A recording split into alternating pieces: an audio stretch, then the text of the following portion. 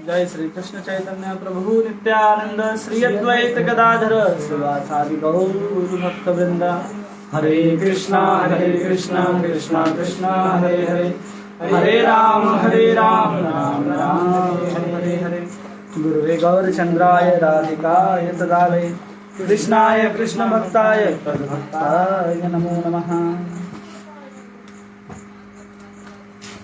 आप सभी का श्रीमद् भक्ति रसामृत सिंधु की कक्षा में बहुत बहुत स्वागत है।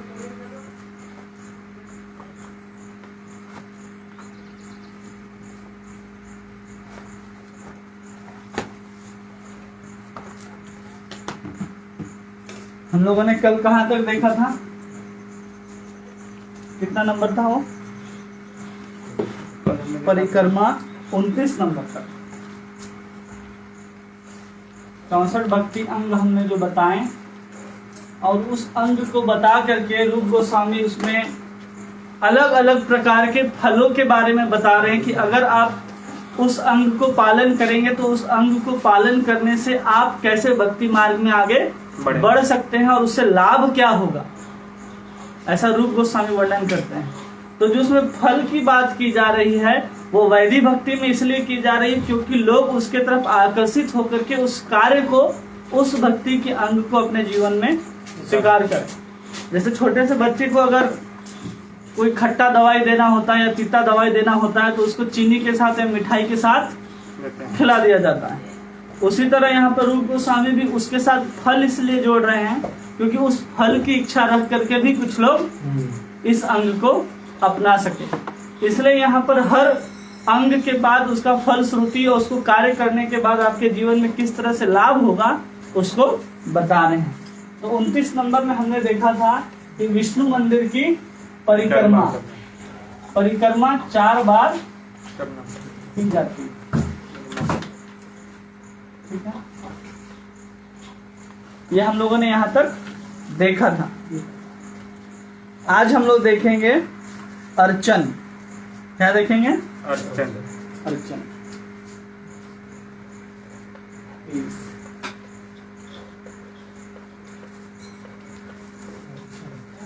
अर्चन कितने लोग जानते हैं अर्चन का मतलब क्या होता है? कोई बता सकता है? अच्छा वीरा करना। अर्चन का अर्थ क्या है? अच्छा वीरा की पूजा करना मंदिर में। यहाँ पर सीधा सा अर्थ लिखते हैं प्रभुपाद जी कि अर्चना का अर्थ है मंदिर में अर्चा विग्रह की पूजा करना। केवल यही लिखते हैं, लेकिन ये पूरा प्रभुपाद जी नहीं लिख रहे हैं। प्रभुपाद जी यहाँ लिखते हैं, जिस श्लोक का ट्रांसलेशन लिखे वहाँ लिखा गया है कि शुद्धि न्यास आदि पूर्वांगम कर्म निर्वाह पूर्वकम अर्चनम तब पूर्व चरणास्यान मंत्रे उपादनम। अर्चन की पूरी विधि है शुद्धता। सबसे पहले क्या होनी चाहिए इसके अंदर? शुद्धता। किस चीज की शुद्धता?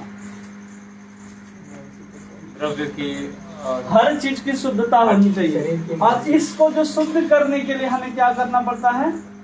न्यास। वो मत्स्य मुद्रा, लिंग मुद्रा, वेणु मुद्रा, धेनु मुद्रा, मणि की मुद्रा, ये जो हम लोग बनाते हैं वो न्यास कहा जाता है। न्यास से हम लोग द्रव्य की शुद्धता करते हैं और उसके साथ मंत्र का भी उच्चारण करते हैं। ठीक है, जब हम भगवान की आराधना करने से पहले इतने कार्य को अगर करते हैं तब उसे अर्चन कहा जाए। ठीक है,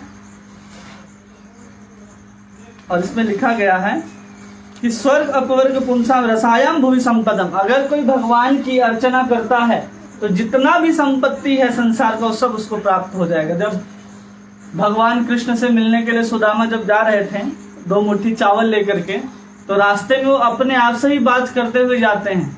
तो उसमें श्लोक बोलते हैं कि स्वर्ग अपवर्ग पुंसायाम रसायम भूमि संपदाम, कि उसे सब कुछ प्राप्त हो जाता है अगर कोई भगवान कृष्ण की अर्चना करता है। विष्णु रहस्य मतलब विष्णु पुराण में कहा गया, श्री विष्णु अर्चनम ये तु प्रकुर्वन्ति नरा भुवि ते यान्ति शाश्वतम विष्णु आनंदम परमम पदम। वो शाश्वत आनंद को प्राप्त कर सकता है भगवान विष्णु के धाम जा करके, केवल क्या करने से? अर्चन। तो अर्चन कैसे करना चाहिए? तो यहाँ पर प्रभुपाद जी लिखते हैं कि अर्चा विग्रह का हमें अर्चन करना चाहिए। कृष्ण की पूजा करने से ही मनुष्य स्वर्ग, ऐश्वर्य, मुक्ति और ब्रह्मांड के समस्त लोकों में श्रेष्ठता और इस जगत के सारे ऐश्वर्य को तथा योग शक्ति को भी प्राप्त कर सकता है।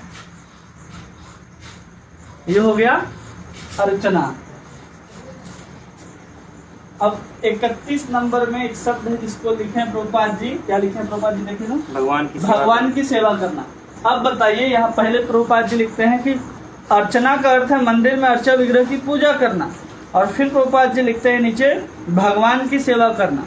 तो भगवान की सेवा करना और अर्चना करना दोनों में क्या अंतर है? कुछ तो अंतर होना चाहिए ना।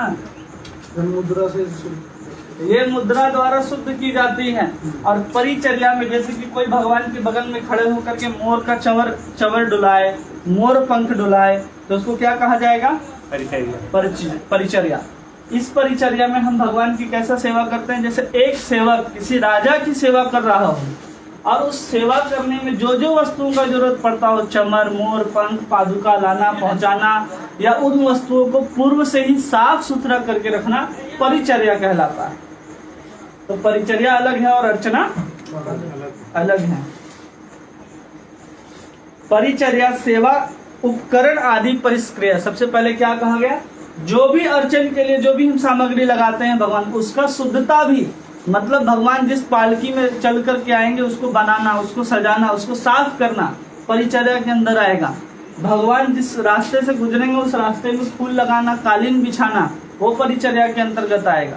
तो ये परिचर्या अलग है और ये अर्चन अलग है। या भगवान चल रहे तो कभी कभी देखते हैं प्रभुपाद जी को हम लोग परिक्रमा कराते हैं, तो चंद्र, चावर, पंख ये सब लेकर के चलते हैं, घंटा आदि सब लेकर के चलते हैं। तो वैसे लेकर के चलना क्या कहलाता है? परिचर्या। तो हमें वो परिचर्या अगर कोई व्यक्ति करता है तो भगवान बोलते हैं कि साक्षात जो व्यक्ति रथ पर सवार होकर के आ रहा उसी के समान वो भी माना जाएगा। इस श्लोक में लिखते हैं,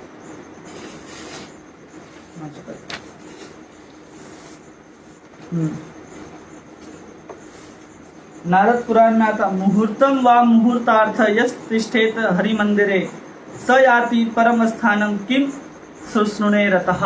अगर कोई मुहूर्त मतलब 48 मिनट से भी कम 24 मिनट तक किसी मंदिर के अंदर निवास कर लेता है, यति परमम स्थानम किम, वो परम स्थान को प्राप्त कर सकता है, इसमें कोई संशय नहीं है। उसके बाद भागवतम के 4th स्कंद में आता है, यत् पाद सेवा विरुचि तपस्विनाम अशेष जन्म पेचितम मलम धिय सिद्धये क्षणोत अन्वहं एतादि सती यथा पादांगुष्ठ विनिश्रिता सरिता। अगर भगवान के मंदिर में जाकर के वो भगवान के शीश को झुकाता है तो अशेष जन्मामुचितम मलधिय, अनंत जन्मों के पाप को वो नाश कर सकता है। फिर कहते हैं, अंगानी विधान एव शिव पूजा परिचर्या न ताने लिखित ताने अंतर्गंत बहु लभ्यता। इस परिचर्या के विषय में और अर्चन के विषय में शास्त्रों ने बहुत सारी बात की है, उसको यहाँ पर वर्णन न करते हुए केवल उस अंग को यहाँ पर परिभाषित किया जा रहा है। उसके आगे है गायन। 32 नंबर में क्या है हमारा? गायन। ऑनलाइन वाले को भी समझ में आ रहा है सर? क्लियर? गायन। तो गायन में यहाँ तो प्रभुपाद जी सीधा लिखते हैं कि लिंग पुराण में ऐसा वर्णन आता है कि जो ब्राह्मण भगवान की महिमा का गायन में निरंतर लगा रहता है। सबसे पहला लाइन क्या लिख दिया इन्होंने? जो ब्राह्मण। लेकिन रूप गोस्वामी लिखते हैं यहाँ पर, ब्राह्मणो वासुदेवाख्यम गिया मानो अनिशम परम। ब्राह्मण को गाने का अधिकार नहीं है, लेकिन अगर वो भगवान की प्रसन्नता के लिए गाता, हरेर सालुक की आपनोति रुद्रम गणाधिकम भवेत। भगवान शिव जैसी भगवान की स्तुति करते हैं, उससे अधिक वो स्तुति भगवान को लगती है। कब? जब वो गाता है तब। लेकिन यहाँ लिखा गया कि ब्राह्मण को गाने का अधिकार नहीं है। लेकिन हमें क्या करना चाहिए, भगवान की प्रसन्नता के लिए गाना चाहिए। जैसे भजन गाते हैं, कोई गीत गाते हैं, जैसे गीत गोविंद हो गए, आचार्यों ने बहुत सारे भजन लिखे, वैष्णव गीत हो गए, ये सब हमें क्या करने चाहिए, भगवान के आगे गाने चाहिए। फिर आता है 35।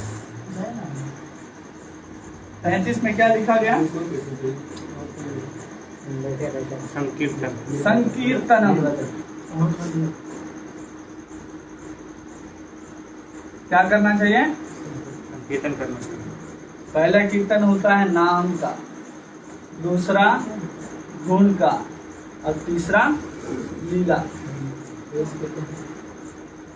ये 3 प्रकार के संकीर्तन होते हैं। और संकीर्तन में लिखते हैं प्रभुपाद जी, अगर कोई भगवान की महिमा का उच्चारण जोर जोर से करता है और एक साथ मिल करके करता है तो संकीर्तन कहा जाता है।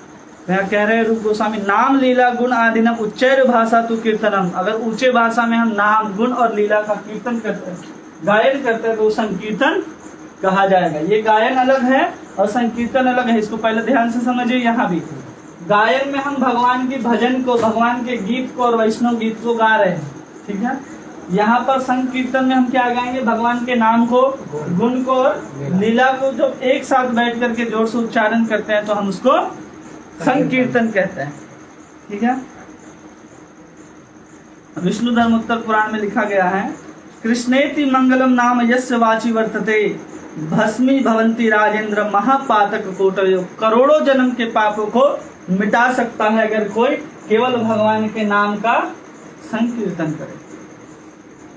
गुण कीर्तन में लिखा गया, इदम ही पुंसम तपसा श्रुतस्य वा स्विष्टस्य सुप्तस्य च बुद्धि दत्तयो अच्युतो अर्थ कभी भी निरूपितो यद उत्तम श्लोक गुणानुवर्णनम। इदम ही पुंसः तपसः, सबसे बड़ा तप क्या है, भगवान के गुणों का गान करना। और यहाँ प्रभुपाद जी एक तात्पर्य में लिखते हैं कि प्रहलाद महाराज भगवान से प्रार्थना करते हैं, हे भगवान हमको क्या चाहिए, केवल आपका सेवक पद चाहिए। ऐसा करने से क्या होगा, आपके सेवक गण निरंतर आपकी लीलाओं का गान करते रहते हैं और आपकी लीलाएं बहुत दिव्य हैं और इसके श्रवण करने मात्र से ही हमारे समस्त जन्म के पाप नष्ट हो जाते हैं। इसलिए हमें ये करना चाहिए। और आगे प्रभुपाद जी लिखते हैं भागवतम से ही, हे व्यास यह जान लो कि सारे लोग जो तपस्या, वेद अध्ययन, यज्ञ, विस्तुति का उच्चारण, दिव्य ज्ञान का चिंतन, दान, कर्म करने में लगे हैं, वे सभी अपने इन पुण्य कर्मों के द्वारा भक्तों का ही सानिध्य चाहते हैं और भगवान की महिमा का ही कीर्तन करना चाहते हैं। जो भगवान की महिमा का कीर्तन नहीं कर रहा है वो अभी भी भक्ति नहीं कर रहा। वेद अध्ययन भी कर रहा है, दान भी कर रहा है, तपस्या भी कर रहा है, लेकिन वो भगवान के गुण लीला नाम का कीर्तन नहीं कर रहा है। तो मतलब उसका जो वेद पाठ का फल है, तपस्या का फल है, अभी तक फलीभूत नहीं हुआ है, ऐसा समझना चाहिए। ये हो गया संकीर्तनम। संकीर्तन के बाद क्या है, जप। दिखाई दे रहा है सबको? जप। जप 3 प्रकार का होता है, वाचिक, उपांशु और मानसिक।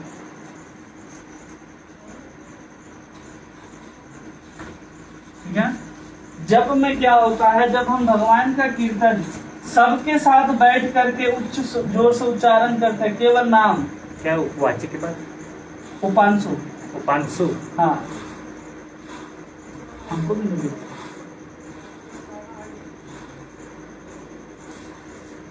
उपांशु, ठीक है।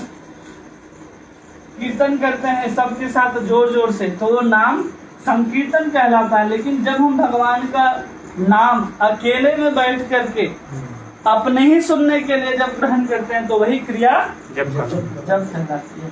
और यही जप वाचिक कब कहलाती है? जब हम इसको दोनों होंठ के द्वारा जोर जोर से बोल करके कर रहे हैं तो वाचिक जब कहलाती है। केवल हम इतना जब कर रहे हैं कि केवल होंठ हिल रहा है और मेरा कान सुन सकता है, उसको उपांशु कहते हैं। होंठ भी ना हिल रहा हो लेकिन हम जब कर रहे हैं वो मानसिक कहलाता है। प्रभुपाद जी लिखते हैं आगे कि जो जोर जोर से बोल करके जप करता है वो सबसे श्रेष्ठ जप करता है, क्योंकि वो अपना भी उद्धार कर रहा है और दूसरों का भी उद्धार कर रहा है।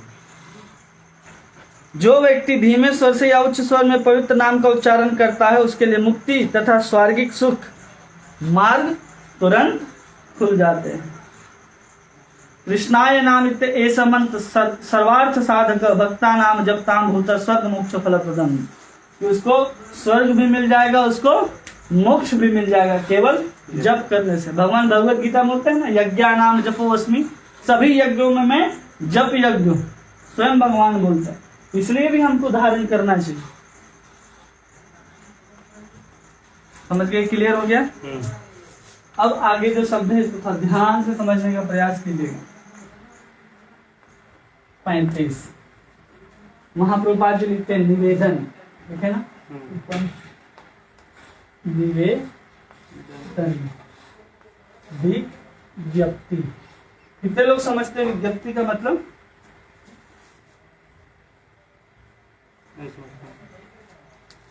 जैसे विज्ञप्ति देखें, कभी कभी पेपर में छपता है, उसमें लिखा होता है विज्ञप्ति, मतलब विज्ञप्ति किसी के द्वारा दिया जाता है तब वो पेपर वाले उसको छापते हैं। वो पेपर वाले उस न्यूज को खुद से लेने के लिए उसके पास नहीं जाते, तो उसको क्या बोलते हैं?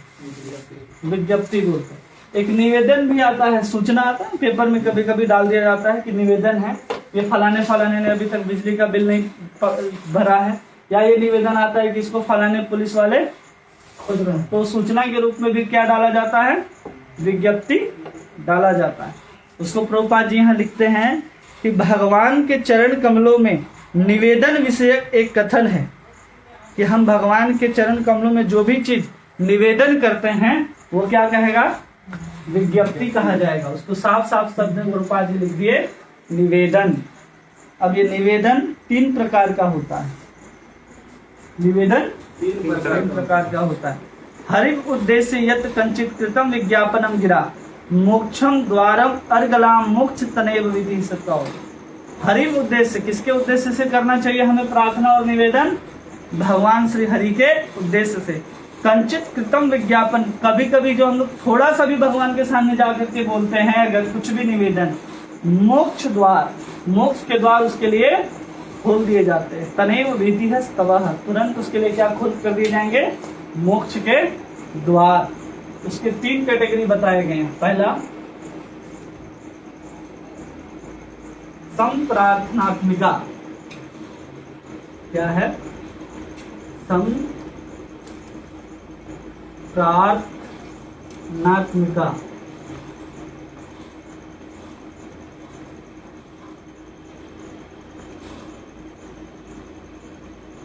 ठीक है। दूसरा है दैन्य बोधिका। दैन्य बोधिका।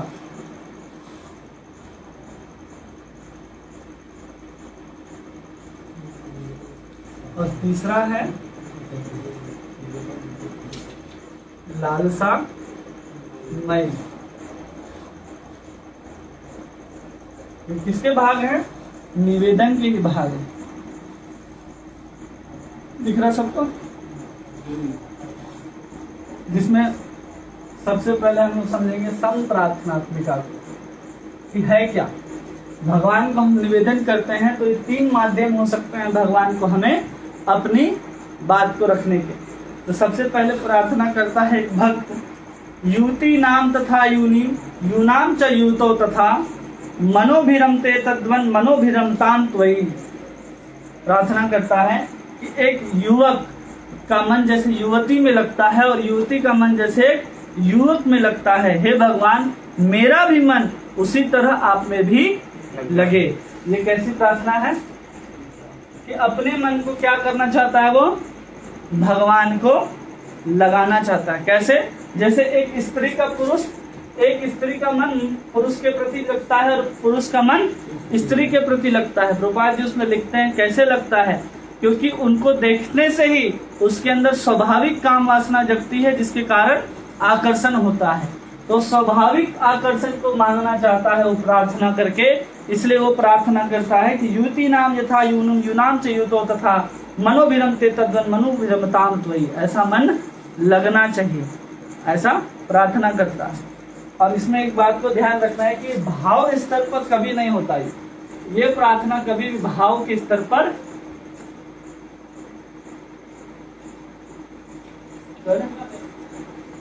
नहीं। तो देखो पूरी भावपूर्वक प्रार्थना करते हुए नहीं लिखा हुआ, ऐसा लिखा जा रहा है कि जब भी कोई संप्रार्थनात्मिका करता है जिसमें वो चाहता है कि मेरा मन भगवान के चरणों में लगे, तो समझना चाहिए वो कैसा प्रार्थना है उसका भगवान के सामने निवेदन, संप्रार्थनात्मिका। और दैन्य बोधिका में कैसा प्रार्थना करता है, अपने आप को वो चाहता है, वो बताता है भगवान को, हे भगवान मैं इस जगत में सबसे पापी व्यक्ति हूँ, आज तक जितने भी पाप हैं वो सब मैंने किए हैं, और इतने पाप को लेकर के मैं जब आपके सामने उपस्थित होता हूँ तो मुझे उन पापों के कारण लज्जा आती है।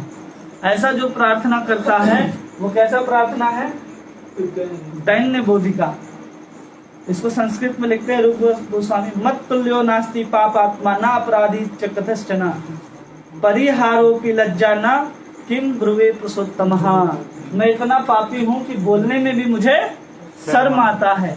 अगर कोई ऐसी प्रार्थना को कर रहा है तो समझना चाहिए वो कैसा प्रार्थना है, दैन्य बोधिका को प्रार्थना कर रहा है।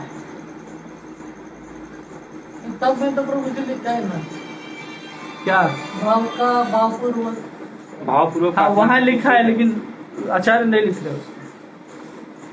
तो भाव स्तर पर नहीं होता, हाँ भावपूर्वक ही करना है। जो भी हम प्रार्थना करेंगे भगवान को तो भाव से ही करेंगे ना, लेकिन जो हम साधन भक्ति के बाद भाव भक्ति का बात करें वो भाव नहीं है। और यहाँ जो हम लिखे हैं वो साधन के बाद भाव का भाव है, इतना अंतर। तो इतना होता है। लेकिन यहाँ पर क्या होता है, व्यक्ति भगवान के सामने जाकर के प्रार्थना करता है कि मेरे समान कोई पापी नहीं है, और भगवान जब उसको क्षमा कर देते हैं तो दूसरी बार वो क्या चाहता है कि हम पाप करें। वो बार बार जब जाता है भगवान से प्रार्थना करता है कि मैंने आज चिकन खाया, मटन खाया, आज इतने सारे पाप को किया, हमको माफ कर दीजिए। फिर माफ होने के बाद दोबारा जाता है और क्या करता है वही कार्य करता है। तो रूप गोस्वामी इसको कभी भी अनुमति नहीं देते, और ऐसे प्रार्थना को भगवान विज्ञप्ति और निवेदन नहीं मानते। ऐसा रूप गोस्वामी नहीं मानते। भगवान से इतने दयालु कि बार बार माफ करेंगे, लेकिन ऐसा करना नाम के बल पर पाप करना, जो हम बताए थे कि एक बार नाम माफ कर देगा, दोबारा वो प्रेम तत्व को नहीं देगा। अगर हम बार बार अपने दैन्यता का प्रदर्शन करते हुए जाएंगे और हर बार पाप करेंगे और हर बार प्रार्थना करेंगे तो गलत है। उसमें लिखते हैं जैसे क्रिश्चियन लोग जितने भी होते हैं वो शनिवार के दिन जाते हैं, अपने सप्ताह भर के पापों को जीसस क्राइस्ट के सामने कॉन्फेस करते हैं, और फिर रविवार से उसी पाप को करना आरंभ कर देते हैं। इसका कोई आधार नहीं है, इसका कोई लाभ नहीं है। फिर है आखिरी लालसामयी। लालसामयी प्रार्थना, यही प्रार्थना जो संप्रार्थनात्मिका में की जा रही है, अगर वही प्रार्थना को भाव के स्तर पर किया जाए, भाव के स्तर पर हो, तो वही संप्रार्थनात्मिका क्या कही जाएगी, लालसामयी कही जाएगी। और इसमें क्या कहा जाता है, कदा गंभीरयाम वाचा श्री युक्त जगतपते चामर व्यग्रम हस्तमाप एवं कुरु इति वक्षसी। इसमें कहा जा रहा है कदा गंभीरयासा वाचा, कब ऐसा होगा कि मैं आपके समीप आप आकर के चंवर डुलाऊंगा, और चंवर डुलाते हुए जब मैं ठीक से न डुला पाऊं तो हे भगवान आप मुझे कब कहेंगे कि चंवर इस तरह से डुलाओ। ये वांछा जब करेगा कौन, भक्त, कि हमें ऐसी सेवा चाहिए, तब वही प्रार्थना क्या कही जाएगी, लालसा में कही जाएगी, जिसमें व्यक्ति इन भाव स्तर को छोड़ करके शुद्ध भाव स्तर में जब पहुंचता है तो भगवान के साथ वो कुछ न कुछ संबंध को जोड़ना चाहता है, पिता का, पुत्र का, या फिर प्रेमी का संबंध जोड़ करके वो भगवान के साथ सेवा करना चाहता है। जिसमें लक्ष्मी जी निरंतर क्या करती हैं, भगवान को चरण चापन करती हैं, निरंतर भगवान को पंखा झलती हैं। जब इस तरह की सेवा की वांछा जब कोई भी भक्त करता है तो वो लालसामयी कही जाती है। और उसी में लिखते हैं प्रभुपाद जी उदाहरण देते हुए कि युगायितम निमिषेण चक्षुषां प्रभाविसायितम, युगायितम निमिषेण चक्षुषा। इसमें कहते हैं शिक्षाष्टकम में, जैसे चैतन्य महाप्रभु कह रहे हैं कि एक क्षण भी मुझे युगों के समान प्रतीत हो रहा है और मेरे आंखों से निरंतर अश्रु की धारा प्रवाहित होता है। ऐसा कब होगा? जब हम ऐसी प्रार्थना करते कि हमारा वो भी स्तर पहुंचे, तो समझना चाहिए वो लालसामयी प्रार्थना है। और इसको सबसे अच्छा एक ग्रंथ है विश्वनाथ चक्रवर्ती ठाकुर का संकल्प कद्रुम, उसमें राधा रानी का सेवा किस तरह से करना चाहते हैं विश्वनाथ चक्रवर्ती ठाकुर, वो अपने संकल्प को लिखते हैं कि मैं राधा रानी के पास जाकर के राधा रानी का श्रृंगार किस तरह से करूंगा, मैं उनके पैरों पर नुपुर कैसे पहनाऊंगा, मैं उनके पैर पर महावर कैसे लगाऊंगा, उसको पायल कैसे बांधूंगा, उस पर कस्तूरी और चंदन का लेप लगा करके उसके ऊपर सुंदर अलकावली कैसे बनाऊंगा। विश्वनाथ चक्रवर्ती ठाकुर जो लिखते हैं वो लालसामयी प्रार्थना है। ठीक है, उसमें एक और प्रार्थना है इसी में, कदाहम यमुना तीरे नमानि तो कीर्तयन् उदावास्प पुंडरीकाक्ष रचस्यामि तांडवम। कब ऐसा दिन आएगा कि मैं यमुना के किनारे दोनों हाथ उठा करके हाँ कृष्ण करते हुए आपके पीछे पीछे घूमूंगा और हमेशा नृत्य करता रहूंगा। ऐसा जब इच्छा करता है भक्त कि हमें अमुक सेवा या अमुक स्तर पर पहुंचना है, तो शुद्ध लालसा या शुद्ध इच्छा कही जाएगी, वो भौतिक इच्छा नहीं है। ऐसी इच्छा रखनी चाहिए, वो लालसामयी प्रार्थना कहलाती है। लेकिन कब होगा ये? अभी हम लोग साधन भक्ति में पढ़ रहे हैं, साधन भक्ति में ये भी संभव है, ये भी संभव है, लेकिन ये संभव नहीं है। इसको ध्यान रखिए, नहीं तो कहा जाएगा कि हमको यही चाहिए डायरेक्ट, ये संभव नहीं है। इसके बाद क्या है? प्रार्थनाएं करना। मेरे में कितना नंबर चल रहा है? ये होगा 36। कुछ छूटा नहीं ना इसमें। और इसमें एक और बात कहते हैं प्रभुपाद जी कि क्या कह रहे हैं इसमें, कोई विशेष प्रकार की सेवा में लगने की अगर उत्सुकता को दिखाता है तो उसे लौल्यम कहा जाता है। कोई भी व्यक्ति जो भगवान की विशेष प्रकार की सेवा या भगवान से विशेष प्रकार मिलने की इच्छा को विकसित कर लेता है तो वो लौल्यम कहा जाता है। रूप गोस्वामी लिखते हैं कि लौल्यम अपि मात्र मूल्य ने कुतो अपि लभ्येत। केवल भगवान को पाने का एकमात्र उपाय है कि हम भगवान के प्रति प्रेम को के लोभ को जागृत कर ले, प्रेम को नहीं, केवल उसके लोभ को जागृत कर ले, तो उसी बात को कहते हैं कि लौल्यम कहलाता है। और कोई भी उसके मूल्य को चुका करके भगवत धाम में प्रवेश कर सकता है केवल लोभ से। इस पे यहाँ प्रभुपाद जी लिखते हैं, ये बहुत जरूरी है लौल्यम।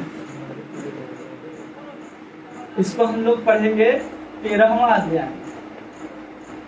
ठीक है, 13 चैप्टर में यही है। भक्ति की पात्रता में दोबारा हम जब पढ़ेंगे तो लौल्यम के ही ऊपर पूरा अध्याय है। आगे है प्रसिद्ध प्रार्थना। लौल्यम भगवान के प्रति विशेष प्रकार की सेवा प्राप्त करने की इच्छा जागृत कर लेना लौल्यम कहलाता है। ठीक है, इधर मिटाएं। सबको समझ में आ रहा है?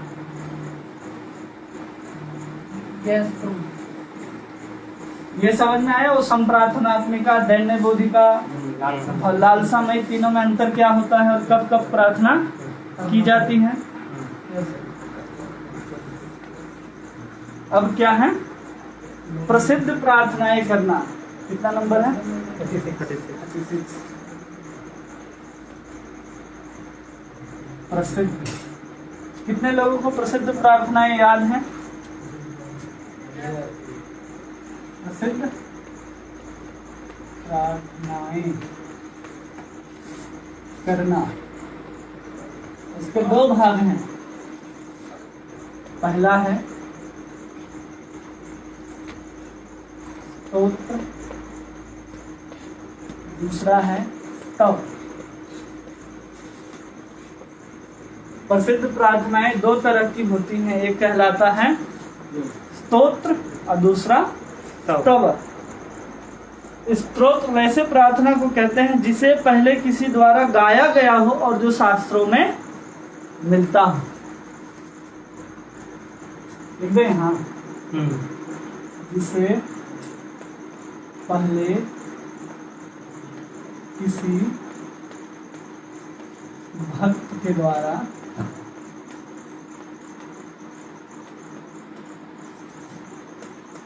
गाया गया हो और शास्त्र में मिलता हो, सीधा सा वह स्तोत्र कहा जाएगा। जैसे हम लोग गाते हैं ना, सबसे पहले भागवतों में कौन सी प्रार्थना मिलती है? कुंती देव क्या प्रार्थना। तो स्तोत्र है या स्तव है? स्तोत्र। वो स्तोत्र है। मैं लिखते उदाहरण के लिए,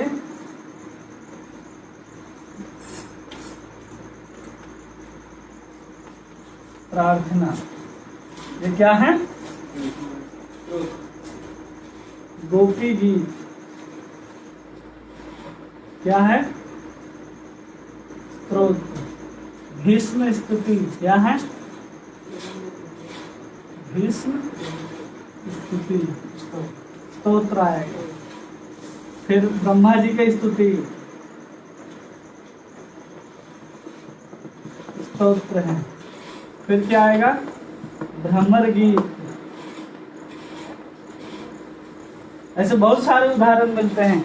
या फिर जो हम लोग गाते हैं ना, गोविंद दामोदर माधवेति, कैसे शुरू होता है? श्री कृष्ण गोविंद हरे मुरारी, हे नाथ नारायण वासुदेव। वो सब क्या है? सब स्तोत्र के अंदर आएंगे, स्तुति के अंतर्गत नहीं आएंगे। ये समझ में आया? क्लियर? अब समझेंगे। भ्रमर गीत, क्या लिखा है? ठीक है। अब स्तव क्या कहा जाता है? कि किसी भक्त द्वारा गाया गया हो जिसमें वो अपने भाव को रखता हो। मतलब अभी हमको भगवान के सामने खड़े हों और हमें भगवान को कुछ अपनी बात को रखनी है, अपनी प्रार्थनाओं को रखनी है, अपने अनुभव को रखना हो या अपने भाव को प्रस्तुत करना हो, तो वो स्तव कहा जाएगा। जैसे अर्जुन क्या करता है? भगवान श्री कृष्ण के विराट रूप देखने के बाद जो भी वो प्रार्थना किया वो पहले किसी शास्त्र में लिखा हुआ नहीं है। तो अर्जुन क्या बोलता है? सखेति मत्वा प्रभसं यदुक्तं, हे कृष्ण हे यादव हे सखेति, अच्युता महिमां तवेदं, मया प्रमादं प्रणयेन वापि। ये जो भगवान से प्रार्थना कर रहे हैं, भगवान मैं नहीं जानता था कि आप कौन है और मैं आपको हे कृष्ण हे यादव हे सखेती कह करके आपका उपहास उड़ाता था। जब वो अपने भाव को रख रहा है भगवान के सामने, जो किसी भी शास्त्र में या किसी भी वेद उक्ति में उपलब्ध न हो और भक्त के अंदर से अपनी भाव को प्रस्तुत करने के लिए उसी समय प्रकट हुआ हो, वो स्तव कहलाता है। ये सब जो कुंती और ये सब स्तोत्र, ये सब भी तो उस टाइम पे नहीं, जो यहाँ पर जो बात कहा जा रहा है कुंती माता जो बोल रही, वो सब वेद से मिलता जुलता है। पहले से वो है। हाँ, मतलब वो उसका भाव जो है वहाँ है कहीं, लेकिन यहाँ पर अर्जुन क्या कर रहा है? अर्जुन का भगवान के साथ सखा का भाव है, लेकिन जब भगवान विराट रूप दिखाते हैं अर्जुन को, तो अर्जुन वहां पर डर जाता है और सोचता है कि मैंने भगवान के साथ अपमान किया, कभी उनको लात लगाया, कभी उनको धुतकारा, कभी साला बोलता, कभी कुछ बोलता था, तो अफसोस होता है। उस अफसोस के साथ वो बोलता है सखेति मत्वा प्रसवम यदुक्तम, मैंने आपको क्या क्या कहा, हे कृष्ण हे यादव हे सखेति, अजनांता महिनाम तवेदम, मैं उस महिमा को नहीं जानता था, मया प्रमाद प्रेरणे वापी, मेरे प्रमाद के कारण हम ऐसा किए। तो इस भाव को जो भी भक्त रखेगा वो स्तव के अंदर आएगा। ठीक है। तो उसमें प्रभुपाद जी लिखते हैं कि अर्जुन भगवत गीता में विश्व रूप से प्रार्थना करता है, गौतमीय तंत्र में श्लोक में प्रार्थनाएं हैं, ये सब क्या हैं? स्तव हैं। और इसके लिए शास्त्र क्या बोलता है। श्री कृष्ण स्तव रत्न घेरे ये शाम जीवा तो अलंकृता, जिनके मुख में भगवान की स्तोत्र या स्तव अलंकृत रहते हो, मतलब हमेशा वो बोलता रहता हो, नामस्य मुनिम सिद्धाना वंदनियाम दवाकशम, देवता लोग आकर के उसकी स्तुति करते हैं। कौन स्तुति करता है उनकी? देवता लोग। और प्रभुपाद जी लिखते हैं जो कम बुद्धि वाले लोग हैं, भगवत गीता में है ना कि क्या है वो श्लोक, कामस्ते हिता ज्ञानम प्रपद्यन्ते अन्य देवता, जिनकी बुद्धि कामनाओं के द्वारा हर ली गई है, जो मूर्ख हैं वही देवताओं की शरण में जाते हैं। क्यों जाते हैं? क्योंकि उनको जो चाहिए होता मिल जाएगा। लेकिन यहाँ पर जो भगवान की स्तोत्र और स्तुति को अपने होठों पर सजा करके रखता है, देवता भी उसकी आराधना करने के लिए आते हैं। इसलिए देवताओं को अपने पीछे घुमाना है कि देवताओं को आपके पीछे घूमना है, ये देखिए। फिर कहते स्तोते स्तवस्न देवाय च स्तौति मधुसूदना सर्व पाप विनिर्मुक्त विष्णु लोकान आपनुवत, वो सब पापों से मुक्त होकर के विष्णु लोक को जाता है। कौन? जो भगवान के स्तोत्र और स्तव का पाठ भगवान के सामने करता है। समझ में आ गया? लिखेंगे क्या स्तव को? स्तव को लिखेंगे जो भक्त का अपना भाव हो, भक्त का अपना भाव, जो पहले कभी नहीं किसी ने गाया हो, ऐसा उक्ति, ऐसा लाइन जो कहीं वेद शास्त्र में न मिलता हो। जैसे कि हम लोग गोपी गीत गाना शुरू करेंगे, जयति ते धिकम, भ्रमर गीत शुरू करेंगे, कशित क्या है मधुर, भ्रमर गीत कैसे शुरू होता है याद नहीं किसी को? याद आता है। ब्रह्म स्तुति शुरू होता है, भीष्म स्तुति शुरू हो रहा है, रवि कर गौर वराननम ये घूमने, वो क्या है? ये तो स्त्रोत में है। हाँ, ये स्त्रोत में है। वही बता, ये सब पहले मिल रहा है। और जो नहीं मिल रहा है, भक्त का अपना भाव हो, जिसे कभी किसी के द्वारा गाया न गया हो, उसको भगवान के सामने रखेगा। गीत गोविंद किसमें आएगा? गीत गोविंद स्तोत्र में आएगा, क्योंकि सब कुछ है। क्योंकि स्तव में नया भाव रखा जाएगा ना हमेशा। दो भाग में उसको बांटा गया। इसको प्रभुपाद जी एक ही साथ लिख दिए, लेकिन रूप गोस्वामी दोनों को अलग, अब थोड़ा सा डिफरेंस है केवल। उत्तरा का जो प्रार्थना है वो स्तव में आएगा। हाँ, पाही पाही महायोगी देवदत्त धनंजय, कोई मृत्यु से हमको नहीं बचा सकता है, वो क्या में आएगा? स्तव में आ जाएगा। या फिर और कौन सा प्रार्थना है? अर्जुन जो हम उदाहरण दिए, अर्जुन भगवान के सामने करा, वो स्तव में आ जाएगा। क्लियर है सबको? कोई सा कंफ्यूजन? थोड़ा सा केवल डिफरेंस है। द्रौपदी का भाव, द्रौपदी का आखिर में, द्रौपदी का नहीं, उसमें नहीं आएगा, क्योंकि वो भगवान को बुला रही ना। हाँ, बुलाया नहीं जा रहा है, यहाँ अपने भाव को रखा जा रहा है। हम भगवान से सेवा नहीं मांग रहे। ठीक है, थोड़ा थोड़ा अंतर है, उसको समझना है। थोड़ा थोड़ा स्लाइट डिफरेंस दोनों में है, बहुत ज्यादा अंतर नहीं है स्त्रोत और स्तव में। बस यही जानना है, जो पहले कहीं लिखा हो, अंकित हो, उसको हम गा रहे हैं तो स्तोत्र है। और नए भक्त का भाव, जैसे अर्जुन का भाव वहाँ तुरंत निकला कि हे भगवान, मैं आपके सामने क्या क्या करता था, लेकिन आपकी महिमा को नहीं जान पाया, तो क्या हो जाएगी? पिंगला गीत भी तो शास्त्र से ना, आशा ही परमम दुखम निराशा है परमम सुखम, 36 आएगा ना, 37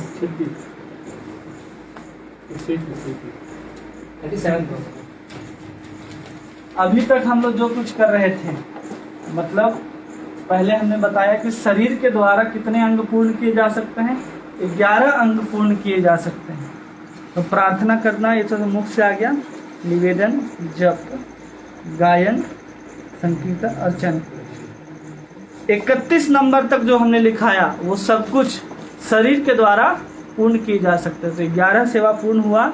और 11 के बाद क्या है? शरीर के बाद क्या है वो देखिए लिस्ट। जीव के द्वारा संकीर्तन हो गया, जप हो गया, गायन हो गया, प्रसिद्ध प्रार्थनाएं हो गई। ठीक है। अच्छा, ये एक क्वेश्चन आया, और भक्ति विनोद ठाकुर के भजन तो है? नहीं, लालसा में प्रार्थना है भक्ति विनोद ठाकुर की।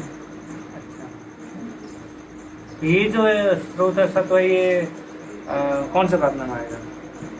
मतलब पता है, तो उदाहरण तो दिए दोनों का।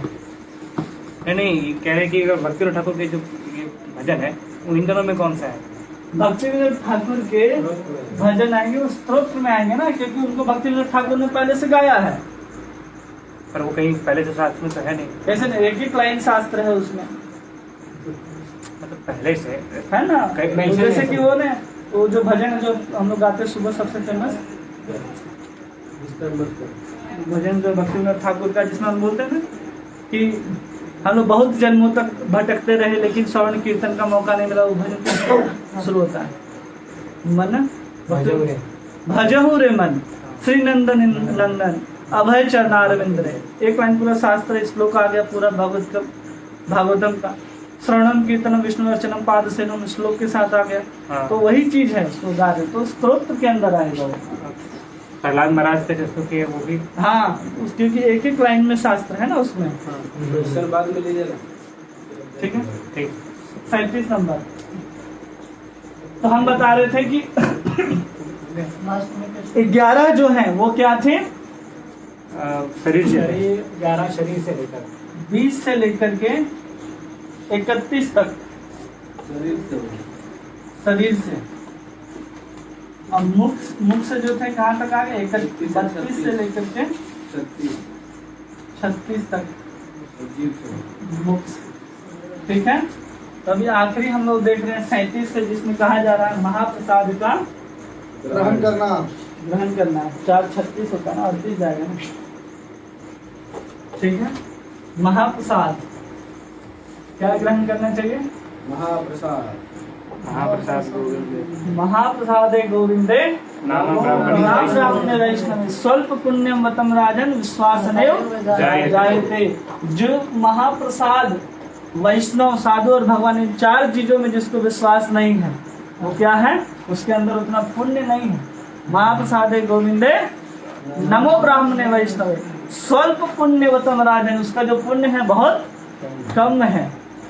उसमें लिखते हैं कि नद्वेद्वयम अन्नम तुलसी विश्रम विशेषण पाद जलेन सिक्तम, वो महाप्रसाद जिसमें तुलसी की मंजरियां पड़ी हो और पाद सिक्तम भगवान श्री कृष्ण के चरणों से निकली हुई जल का उसमें मिश्रण हो।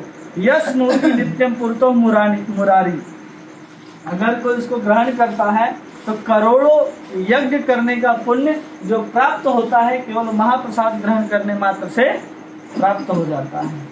इसलिए हमें महाप्रसाद ग्रहण करना चाहिए। 38 चरणामृत पान करना, चरणामृत पान। चरणामृत समझते हैं क्या होता है, वो जल जिसके द्वारा भगवान का अभिषेक किया गया हो और उस अभिषेक किया हुआ जल के अंदर अगर दही दूध मिला करके 3-3 बूंद जितने भी मंदिर में आ रहे हैं दर्शनार्थी उनको दिया जाए तो उनको क्या होता है, उन 3 बूंद पीने से। तो कहते न दानम न हवीर्येषां स्वाध्यायो न सुराचरणम तपो पाद दोकम पित्वा प्रयंती परमाम गतिम। ये सब करने से उनको परम गति मिले ना मिले, लेकिन चरणामृत के 3 बूंद उनको परम गति को प्रदान कर सकते हैं। क्या है वो चरणामृत। इस चरणामृत के अंदर पंचामृत और चरणामृत। हाँ, पंचामृत अलग है, चरणामृत अलग है, अधरामृत अलग है, सब अलग है। तो ये हमने बताया। और सेवन करने का मंत्र भी है, जिसको जिसको PDF मिला है वो उसमें लिखा है हमने मंत्र कि हमें कैसे पीना चाहिए चरणामृत को। तो श्री राधा कृष्ण पादोदकम प्रेम भक्तिर्मुदा भक्ति भावे नवे पित्वा शीर्षाम धराम्यहम अकाल मृत्यु हरणम सर्व पाप प्रणाशनम विष्णु पादोदकम शीर्षा धराम्यहम, या फिर विष्णु पादोदकम पित्वा पुनर्जन्म न विद्यते। दोनों लाइन हम लोग बोलते हैं अगर हम लोग चरणामृत का पान करते हैं। ठीक है, समझ में आ गया। तो ये मुख के द्वारा पूरा हो गया। अब क्या है आगे, मुख और जीव दोनों हो गया ना। नाक से होगा। इसके बाद क्या है, मुख के बाद जीवा है, जीव हो गया। नाक। एक नाक, नाक। एक नाक से एक ही काम हम लोग करते हैं, 39 का। सबको ध्यान में रखिएगा तो सबको समझ में आएगा कौन सा अंग से कौन सी सेवा की जा रही है। तो यहाँ प्रभुपाद जी लिखते हैं क्या है, फूल सूंघना।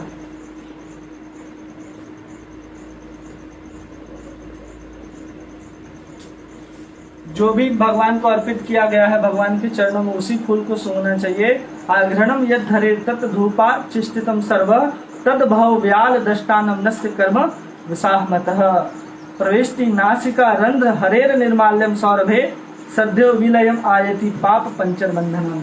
वो हजारों जन्म के पापों को मुक्त कर सकता है, समस्त रोगों से दूर हो सकता है। उसके उदाहरण के रूप में लिखते हैं यहाँ पर कि प्रविष्टे नासिका रंध्रेण हरेर निर्माल्यम सर्व सद्यो विलयम आयति।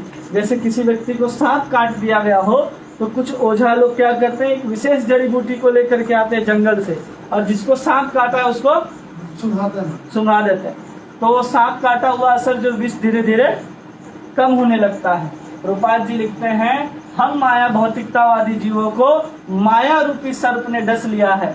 अगर उसको दूर करना है तो केवल और केवल क्या करना होगा, भगवान के चरणों में अर्पित फूल को उठा करके उसके नाक में लगाना होगा, जिससे माया रूपी सर्प का जो असर है वो धीरे धीरे कम हो जाएगा। ठीक है, ये है 39 ये भी एक है स्पर्श। इसमें बहुत ध्यान देने का जरूरत है हर व्यक्ति को। इसमें क्या कहा जा रहा है, श्री मूर्ति का स्पर्श। किसका स्पर्श करना है, श्री मूर्ति का।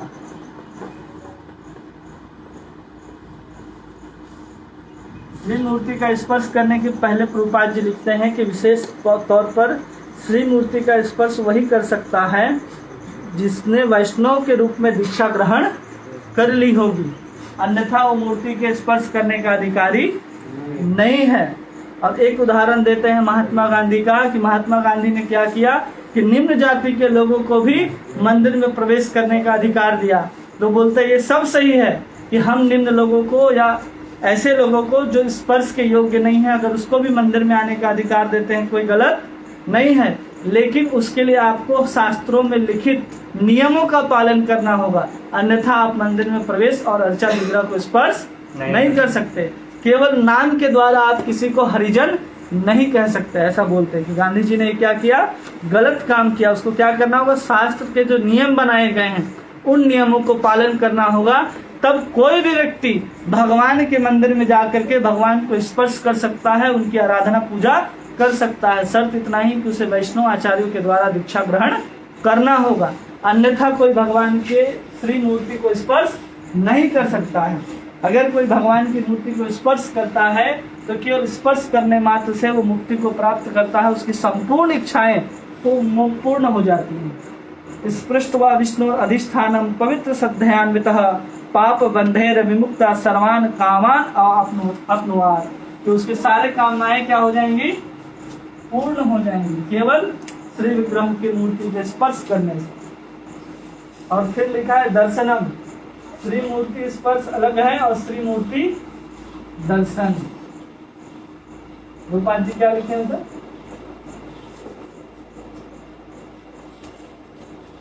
अच्छा विग्रह का दर्शन। दर्शन हम लोग अगर कभी कभी ऐसा होता है ना कि कहीं हम लोग जा रहे हैं घूमने के लिए और वहाँ पता चलता है कि यहाँ पर भी एक मंदिर है, तो हम अगर उस देवता का उस स्थान में दर्शन करने के लिए भी चले जाते हैं, न चाहते हुए भी और न जानते हुए भी। जैसे कभी कभी लोग होता है कि लोग वृंदावन जाते हैं कुछ सामान को खरीदने के लिए, लेकिन दर्शन के उद्देश्य से नहीं जाते।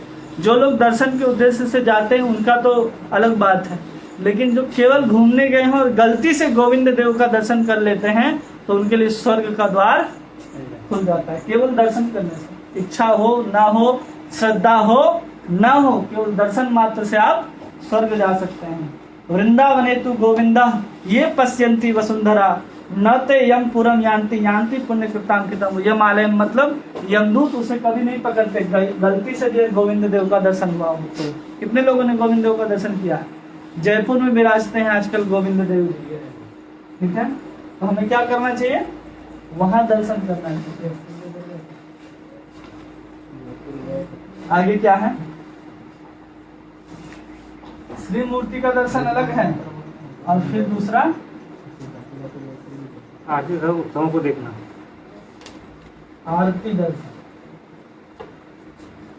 मतलब एक हम लोग भगवान को जाकर के दर्शन करते हैं। दूसरा होता है जिस समय भगवान की आरती की जा रही हो या कोई विशेष उत्सव मनाया जा रहा हो, उस समय भगवान के दर्शन करना, आरती करते हुए भगवान को देखना, जिसमें कहते हैं कोटयो ब्रह्म हत्या नाम अगम्या नाम कोटये, करोड़ों ब्रह्म हत्या किया गया हो, ऐसा कोई पाप नहीं जिसका वर्णन किया जा सके। ऐसा पाप भी अगर कोई किया हो, दहत्य आलोक मात्रेण, केवल जल करके समाप्त हो जाती हैं अगर कोई व्यक्ति आरती के समय भगवान का दर्शन करता है। विष्णु सांसात्रिकम मुखम, वो भगवान विष्णु का अगर मुख देख ले तो उस समय वो सारे के सारे पाप जल करके भस्म हो जाते हैं।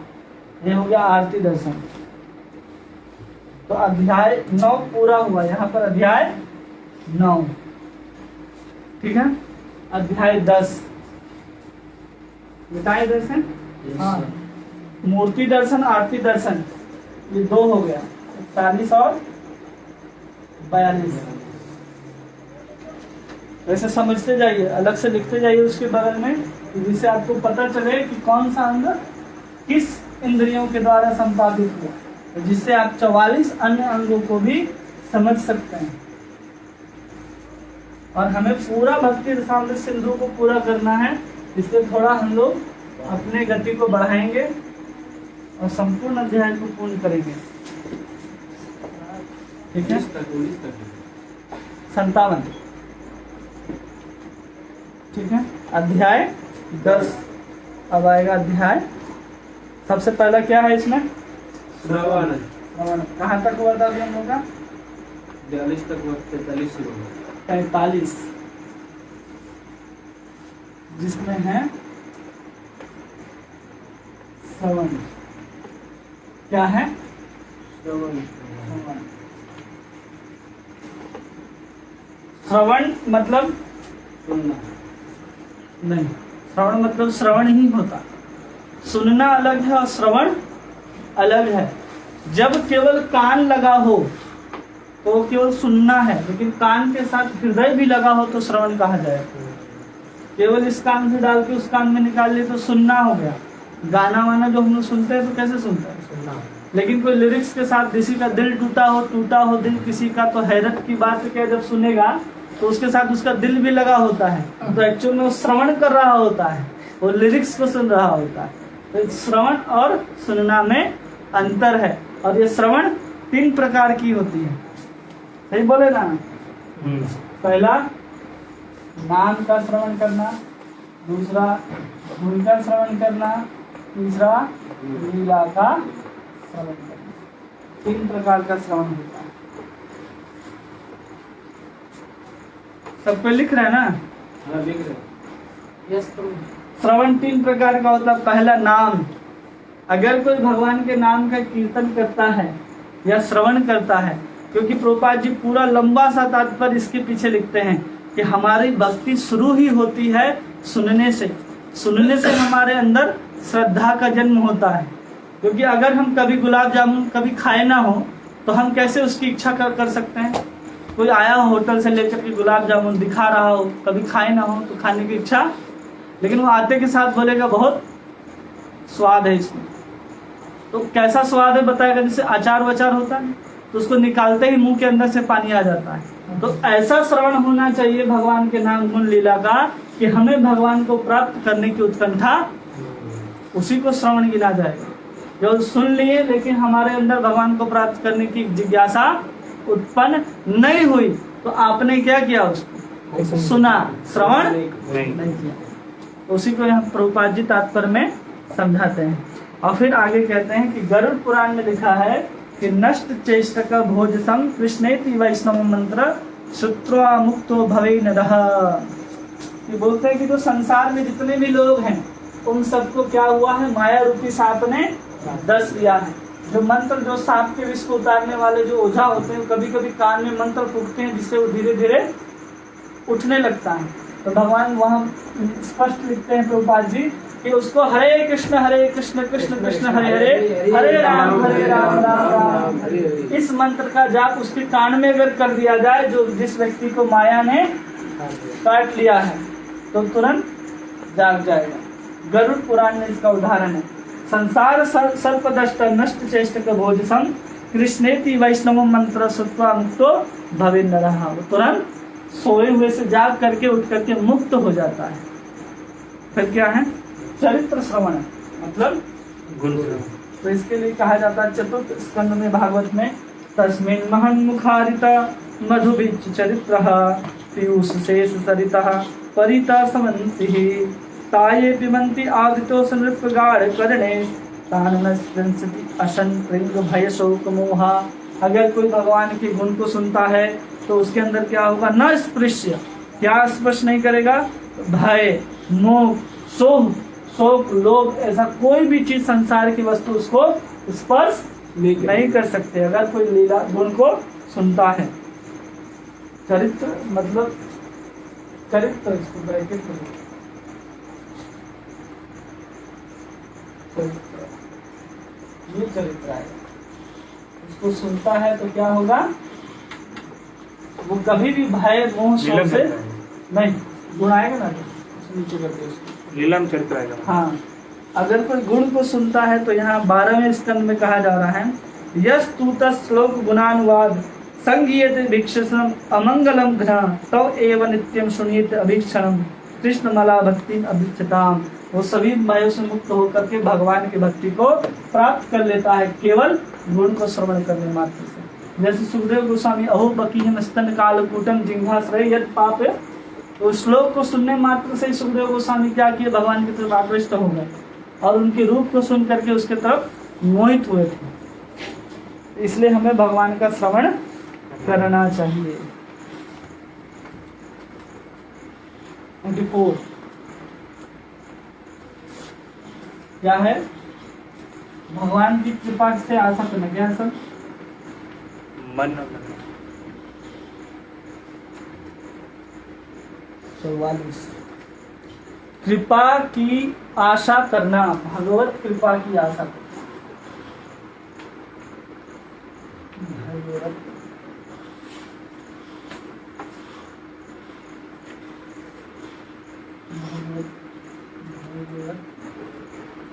कृपा की आशा। भगवत कृपा की आशा कैसे करनी चाहिए, कोई बता सकता है? यहाँ लिखते हैं कि आपकी अहेतु की कृपा का निरंतर प्रतीक्षा करता रहता है, जो अपने अंतःस्थल में आपको नमस्कार करते हुए व्यक्ति क्या है, जब भगवत मार्ग में आता है तो बहुत सारी परेशानियां उसके जीवन में आती हैं और उन परेशानियों को कोई भगवान से ये प्रार्थना नहीं करता कि हे भगवान इन परेशानियों से हमें मुक्त कर दो। उस परेशानियों को झेलते हुए जो भगवान से भगवान की कृपा की याचना करता है कि हमें आपकी भक्ति प्रदान की जाए, वो भक्ति कृपा न भी मिले तो अपने आप मुक्त हो जाता है। केवल क्या इच्छा करना है? भगवत कृपा की आशा। मतलब प्रतिकूल स्थिति में भी अनुकूल समझे, उसे धन छीन लिया जाए तो भी क्या समझे कि हमसे धन नहीं छीना गया, हमें भगवान की कृपा प्राप्त हुई। हमारा शरीर छीन जाए, हमारा परिवार छीन जाए तो उसमें भी क्या करनी चाहिए? भगवत कृपा की आशा करनी चाहिए। जिसमें श्लोक आता है 10वें अध्याय का, ब्रह्मा जी कहते हैं तत्ते अनुकंपा सुसमीक्ष मानो भुंजान एवात्कृतम विपाकम हदवाग वपुर्भिर्विदधन नमस्ते जीवेत यो मुक्ति पदे सदाय भाग। कौन सा मुक्ति प्राप्त हो जाता है? दाय भाग। दाय भाग का अर्थ है पिता की संपत्ति में वैध अधिकार। अगर वो भगवान का हो गया तो जो कुछ भी भगवान का है वो उसे प्राप्त होगा ही होगा। क्या करने से? हृदय वाग वपुर, अपने हृदय से, अपने वाणी से, अपने शरीर से नमस्कार करने मात्र से उसको भगवत कृपा क्या होती है? प्राप्त हो जाती है। उसे क्या होता है? जीवित यो मुक्ति पदे, जीते जी वो मुक्ति के पद को प्राप्त हो जाता है सदाय भाग। जैसे पिता की संपत्ति में पुत्र का अधिकार होता है, वैसे ही भगवान की कृपा में उसका पूर्ण अधिकार हो जाता है। खत्म हो गई? 45 हो गया। 45 में क्या है? स्मृति और स्मरण।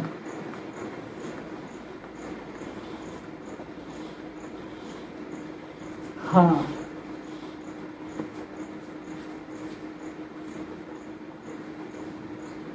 इसका परिभाषा में लिखते हैं, यदि कोई अपने मन को जिस तिस भांति कृष्ण में अपना निरंतर संबंध स्थापित करता है, यह संबंध स्मरण कहलाता है।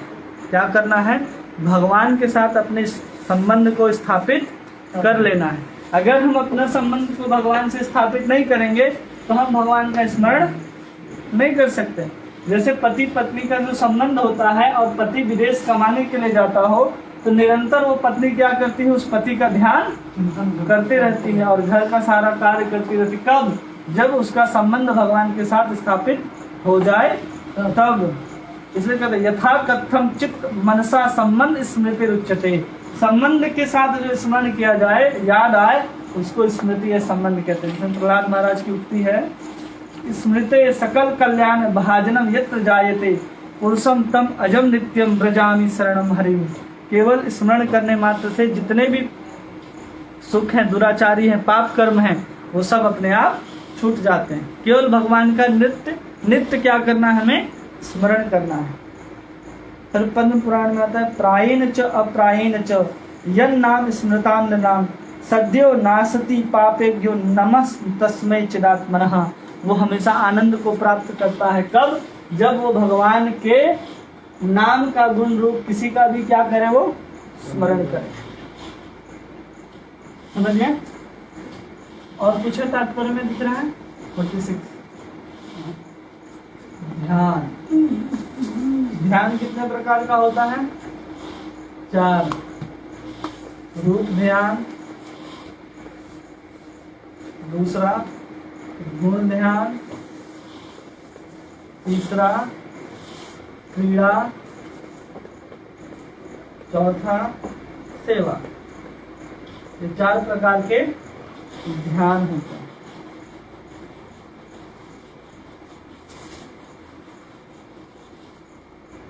कितने प्रकार के ध्यान हैं? 4 प्रकार के। क्रीड़ा सेवा।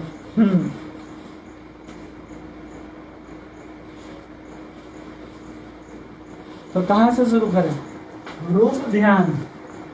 भगवान के रूप माधुरी का ध्यान अगर हमको करना है तो हम क्या करते हैं? भगवान के बारे में, अगर हम भगवान को कभी दर्शन किए हैं विग्रह को जा करके, तो जब हम मंदिर में जा करके दर्शन करके आ जाएं, उसके बाद हम उस रूप को पुनः अपने हृदय में उजारित कर सके, आलोकित कर सके या फिर सजा सके, उसको क्या बोलते हैं? रूप ध्यान। अगर मान लीजिए आपने ऐसे विग्रह का दर्शन किया जिसमें वस्त्र ही नहीं थे, अलंकार ही नहीं थे, तो आपको उस विग्रह से अलग होकर के स्वयं ध्यान में बैठ करके उस विग्रह को सजाना है। तो किसके ऊपर आ गया? रूप ध्यान। ऐसे ध्यान को बोलते हैं रूप ध्यान। कि हम अगर भगवान का दर्शन, मान लीजिए जितने लोग गोविंद देव का, राधा रमन का, बिहारी जी का, राधा वल्लभ का दर्शन करके आए, तो जैसे ही हम बिहारी जी, राधा वल्लभ और गोविंद जी बोलते हैं तो वो आकृति हमारे सामने आती है, तो वो क्या कहलाएगा? रूप ध्यान। जब हम भगवान के चरित्रों का श्रवण किए हैं और श्रवण करने मात्र से अगर कोई बोला जाए कि भगवान कितने कृपालु हैं, भगवान कितने आनंद करने वाले हैं, तो हमें उनका गुण का तुरंत ध्यान आता है कि उन्होंने गोपियों के साथ कैसे रास किया, कैसे उन्होंने माखन की चोरी की। ये सब गुण क्या दिखते हैं। और क्रीड़ा में, क्रीड़ा भगवान क्या करते हैं? गेंद खेलने जाते हैं, कालिया के ऊपर नृत्य करते हैं। कब हम लोग ये ध्यान कर सकते हैं? जब हम लोग पहले सुने हों। और ये सेवा ध्यान, किसी व्यक्ति के पास मान लीजिए विग्रह भी नहीं है, सामान भी नहीं है, तो भी हम लोग ये सेवा को निष्पादन कर सकते हैं। उसके लिए एक कहानी लिखते हैं प्रभुपाद जी। एक ब्राह्मण था, वो ब्राह्मण नदी के किनारे जाकर के बैठा और नहा धोआ करके अच्छे वस्त्र पहन करके एक जगह बैठता है और बहुत सुंदर भगवान की सोने की मूर्ति को मन ही मन में वो बनाता है और उस मूर्ति को सोने की वेदी में बैठाता है और सोने के पात्र में वो खीर बनाना आरंभ करता है और केसर, पिस्ता, बादाम, काजू सब कुछ डाल करके सुंदर खीर बनाता है। और खीर बनाने के बाद वो भगवान को ध्यान करता है कि हे भगवान, आप इस मेरे द्वारा बनाए गए इस खीर को ग्रहण कीजिए। तो जैसे ही भगवान के सामने वो खीर को रखता है तो उसके मन में विचार आता है कि हमने अभी तुरंत इस खीर को पकाया है और ये बहुत गर्म होगा, तो एक अंगुली डाल करके देखता है उस खीर में कि ये खीर सचमुच में गर्म है या, तो जैसे ही डालता है तो उसका अंगुली जो है वो जल जाता। कैसे जल गया? केवल ध्यान किया और भगवान ने उसकी सेवा को स्वीकार किया।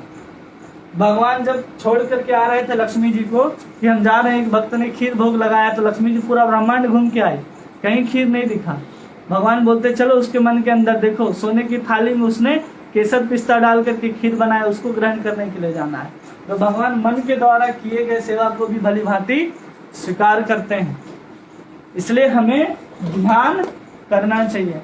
इसमें एक एक के बारे में लिखते हैं। अगर कोई रूप ध्यान करता है तो नरसिंह पुराण में वर्णन है, भागवत चरण दवन दवह ध्यानम निर्द्वंद्वम इरित्ततम पापनोपि प्रसंगेन विहिताम सुहितम परम।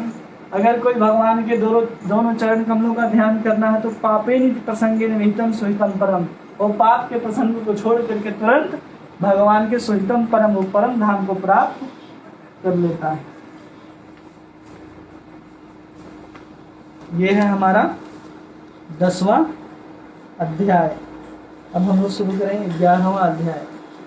उसके बाद गुण ध्यान आता है, फिर क्रीड़ा ध्यान। क्रीड़ा ध्यान के बारे में लिखते, सर्व माधुर्य साराणी सर्वात् भूतान मयानि च ध्यानेन हरेश चित्राणि लीलितानि उन्मुच्यते। केवल उनकी लीलाओं का ध्यान करेगा उसी से नर अपने आप को मुक्त कर लेगा।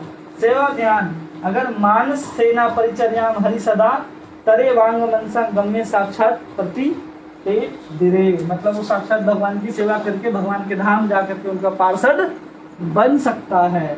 इसलिए हमें इन चीजों को करना चाहिए। तो ये था अध्याय 10। अध्याय 11 कितना हुआ अभी तक? 46 हुआ ना?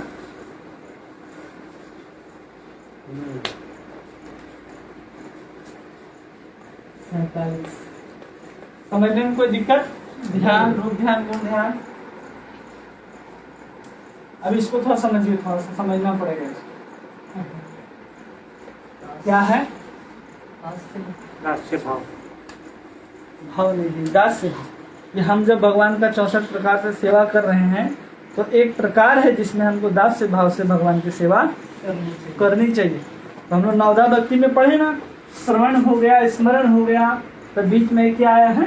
ध्यान। उसके बाद क्या आ रहा है? दास्य आ रहा है। तो दास्य 2 प्रकार के होते हैं। कितने प्रकार के? 2 प्रकार। एक होता है कर्मा अर्पणम और दूसरा होता है कैंकर।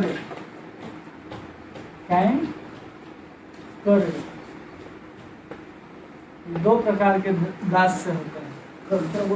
पहला क्या है? कर्मार्पणम।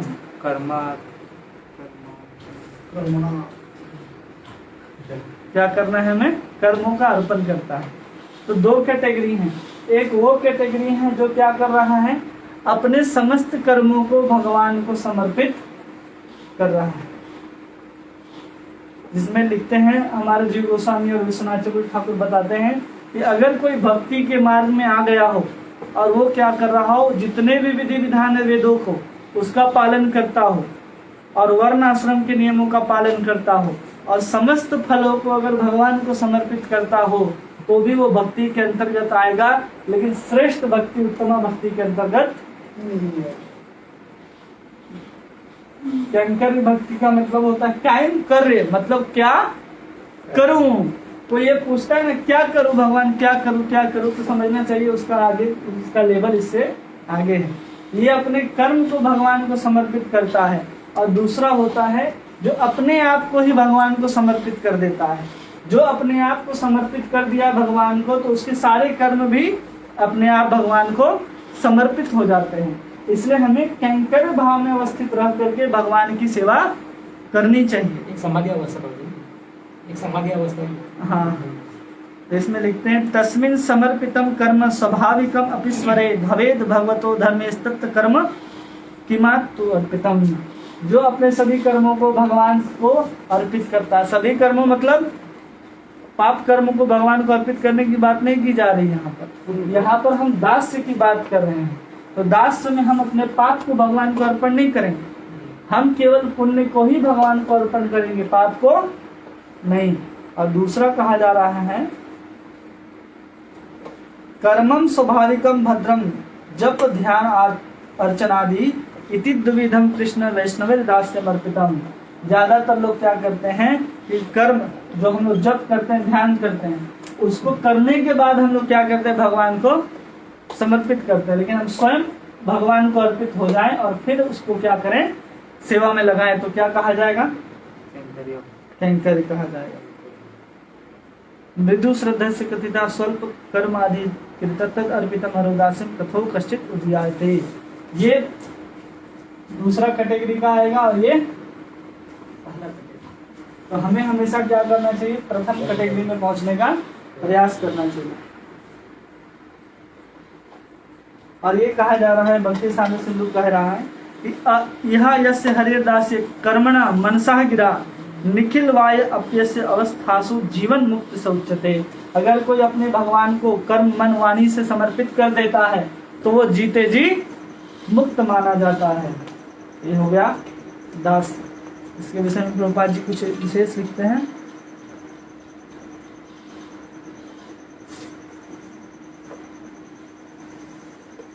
ठीक है। और ये जो भक्ति है ये ज्यादातर रागानुगा के अंतर्गत आएगी। जब हम लोग वैदिक भक्ति से आगे जब पढ़ेंगे रागानुगा भक्ति तो हमें वो बात समझ में आएगी।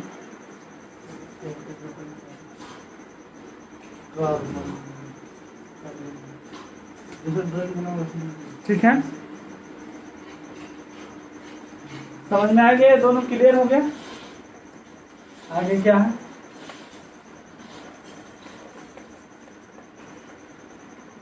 साक्ष्य। ये भी दो प्रकार के होते हैं। 48 नंबर साक्ष्य, विश्वास, दूसरे होते हैं मित्र।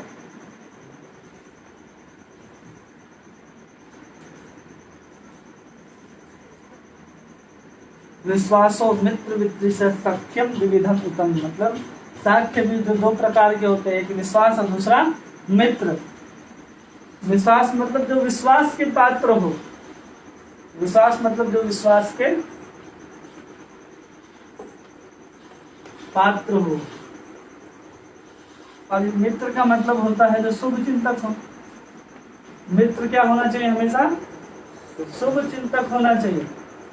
लेकिन आजकल लोग क्या बनाते हैं, फ्रेंड बनाते हैं। जो फ्रॉड होते हैं उसको फ्रेंड बोलते हैं। जिसमें दोष होता है उसको दोस्त बोलते हैं। मित्र उसको बोलते हैं जिसके अंदर शुभ चिंतक है। विश्वास उसके ऊपर किया जा सकता है जो विश्वास के पात्र हो। इसलिए मित्र ही बनाना है, ना दोस्त बनाना है, ना फ्रेंड बनाना है।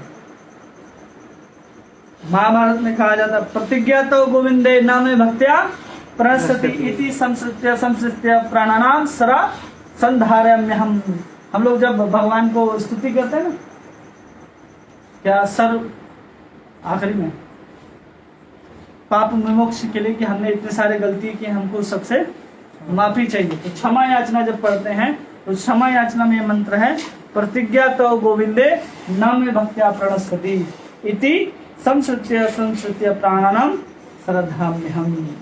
ये दो प्रकार के भक्त होते हैं भगवान के। जब हम लोग आगे अगर डिटेल में चर्चा करेंगे तो पता चलेगा कि भगवान के जो प्रिय नर्म सखा हैं, फिर नर्म सखा हैं और फिर सखा हैं, उनके अलग अलग कैटेगरी में बांटे जाएंगे कि कितने प्रकार के भगवान के सखा हैं। लेकिन जब हम वैदिक भक्ति को पढ़ रहे हैं तो एक होना साक्ष्य होना चाहिए कि विश्वास पात्र होना चाहिए। पहला क्या होना चाहिए, विश्वास होना चाहिए। दूसरा शुभ चिंतक होना चाहिए। दो प्रकार के मित्र होते हैं। और यहाँ पर कहा जाए त्रिभुवन विभव हेतवे अकुंठ स्मृति अजात्म सुराधिगायते न चलती भगवत पदारविंदालय लव निमिष धाम अपि सवैष्णवग्रहण। जो इतना अधिकार प्राप्त कर ले, जो भगवान के साथ ही सो जाए, वो साक्ष्य हो सकता है। लेकिन हमारा वो कैटेगरी नहीं है कि हम तुरंत गए और भगवान के ऑल्टर में जाकर के सो जाएं। वो कब हो सकता है, जब हम भगवान के साथ उस संबंध को स्थापित कर लिए। और जो मैत्रीपूर्ण जो भक्त होते हैं, शुभ चिंतक, वो रागानुगा भक्ति जब हम समझेंगे तो उसके अंदर आएगा कि रागानुगा भक्त जो होते हैं वो इसके अंतर्गत आते हैं। विश्वास पात्र हैं कि हम भगवान के सखा हैं और हम भगवान के विश्वास पात्र हैं। भगवान जो भी कहेंगे, जो भी आदेश देंगे वो करेंगे। वे विश्वास पात्र सखा का उदाहरण कौन है? उद्धव भगवान के विश्वास पात्र सखा हैं।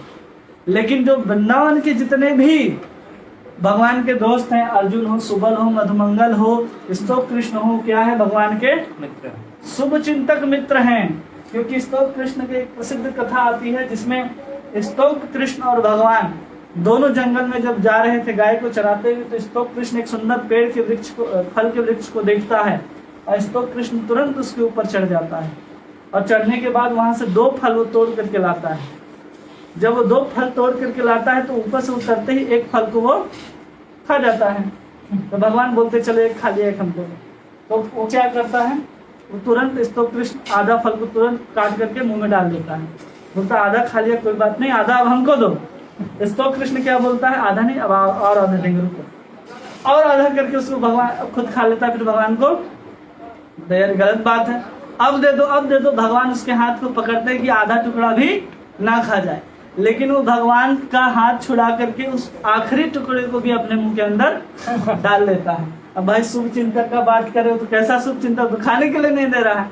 जब वो फल को खा जाता है पूरा, तो भगवान उसके हाथ से उंगली डालते हैं और मुंह से निकालते हैं फल और उसके दांत का पिसा वो फल को खाते हैं। और जैसे ही भगवान उसको खाते हैं तो इतना खट्टा लगता है कि भगवान उसको थूक देते हैं।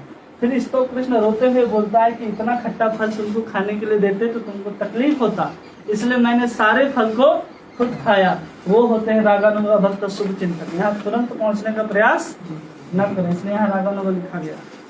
इससे उदाहरण इसलिए दिया जा रहा है कि आपको समझ में आए, नहीं तो सब में एक एक उदाहरण देंगे तो 64 बहुत टाइम लगेगा। 48 ऑनलाइन वालों को समझ में आ रहा है?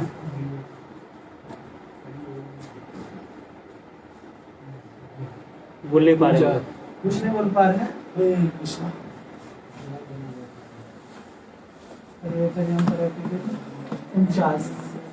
लगता है सब सो गए। 64 तक जाएगा।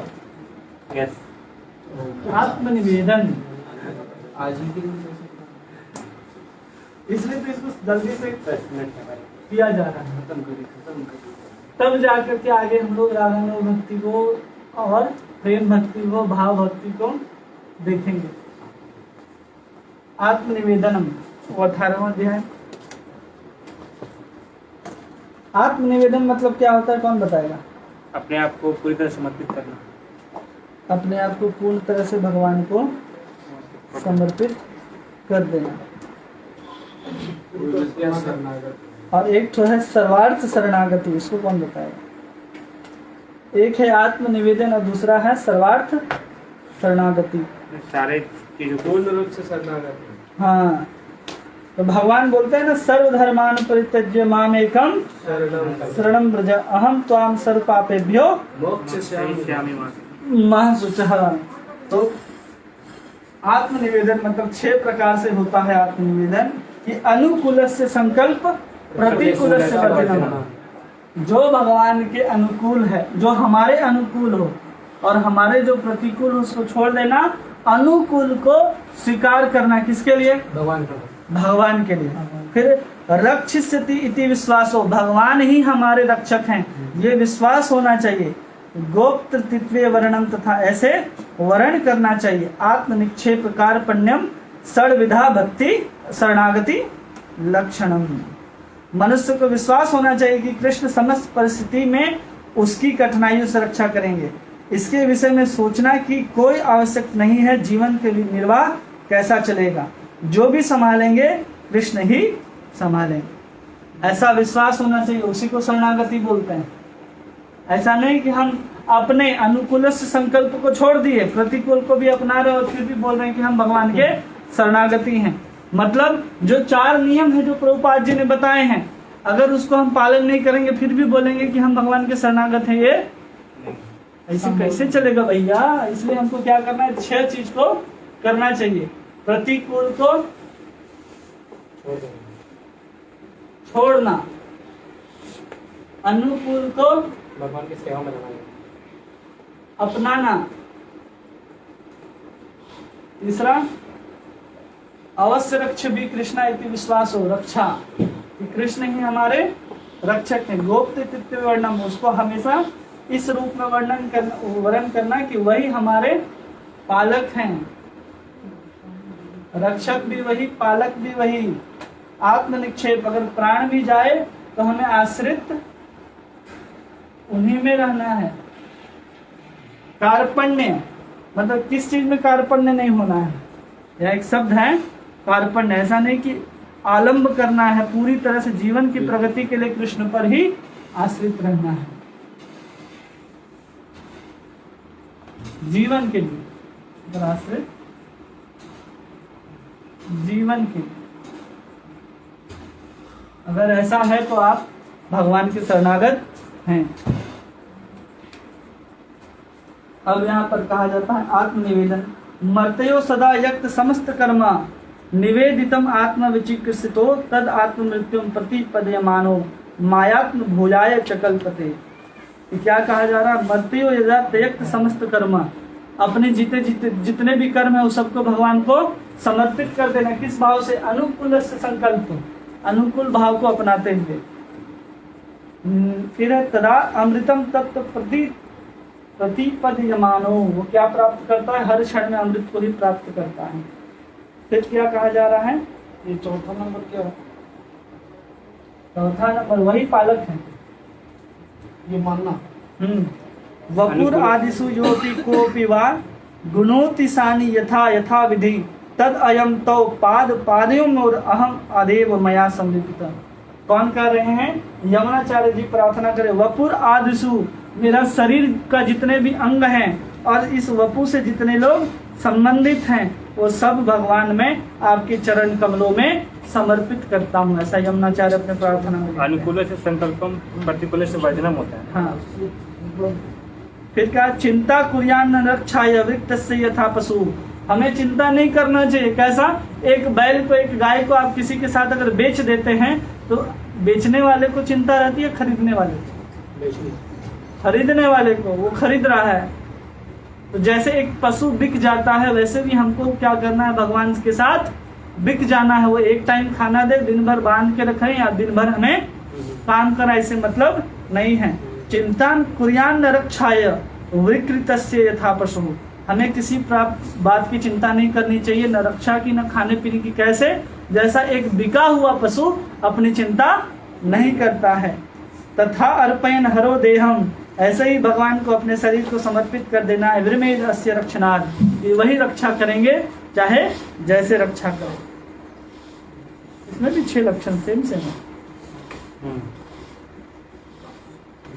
फिर है दुष्कृत्वेन विरले देवा सख्यात्मम निवेदन केसिचित एव धीराणाम लभेत साधन हरताम। इसको समझाना जरूरी नहीं है। ठीक है, आत्मनिवेदन समझ में आया? षड्विधि शरणागति लक्षण। आगे क्या है?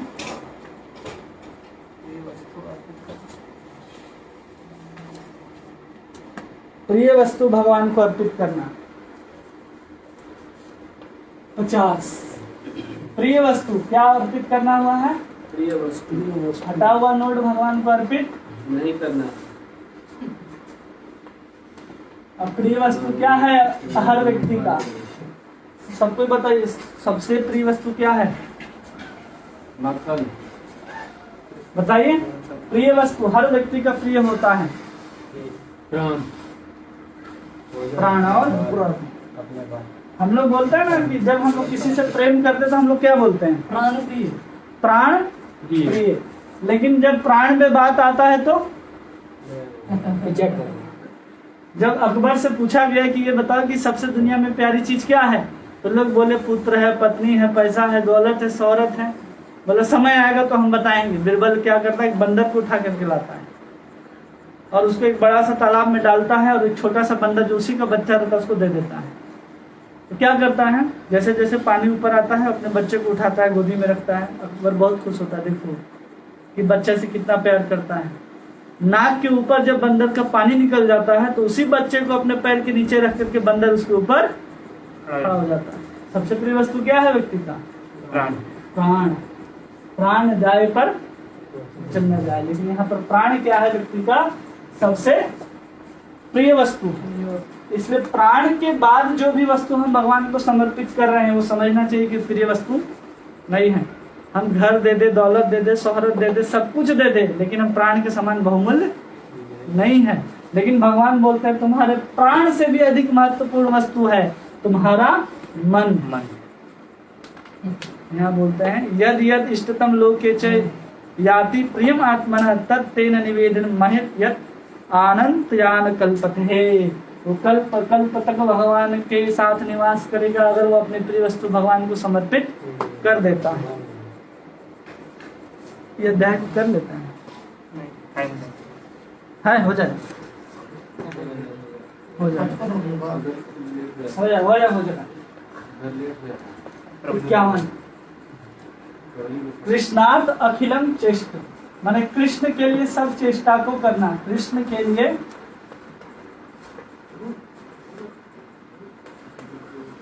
संपूर्ण चेष्टा करना। ठीक है। 51 नंबर जिसमें कह रहे लौकिकी वैदिकी वापी वा क्रिया क्रियते हैं मुने हरिर सेवानुरेव सह कार्य भक्ति इच्छता। जिसमें प्रभुपाद जी लिखते हैं कि अपनी सारी चेष्टाओं को भगवान के लिए ही समर्पित करना चाहिए। हमें अपनी जीविका भी अगर स्वीकार करनी है तो हमें ऐसी नौकरी को छोड़ देना चाहिए जिसमें कृष्ण के लिए न हो। यहाँ प्रभुपाद जी लिखते हैं ऐसे जीविका उपार्जन को स्वीकृत दे जो हमें शास्त्रों ने बताए हैं। तो कृष्ण के लिए ही संपूर्ण चेष्टाओं को क्या करना चाहिए? स्वीकार करना चाहिए, अन्यथा स्वीकार नहीं करना चाहिए। जो भी करेंगे हम कृष्ण के लिए ही करेंगे, ऐसा नारद पंचरात्र में वर्णन है। अभी हम लोग पढ़े वहां क्या? आत्मनिवेदन। और यहाँ फिर आता है शरणागति। क्या आता है? शरणागति। अब बताइए दोनों में क्या अंतर है?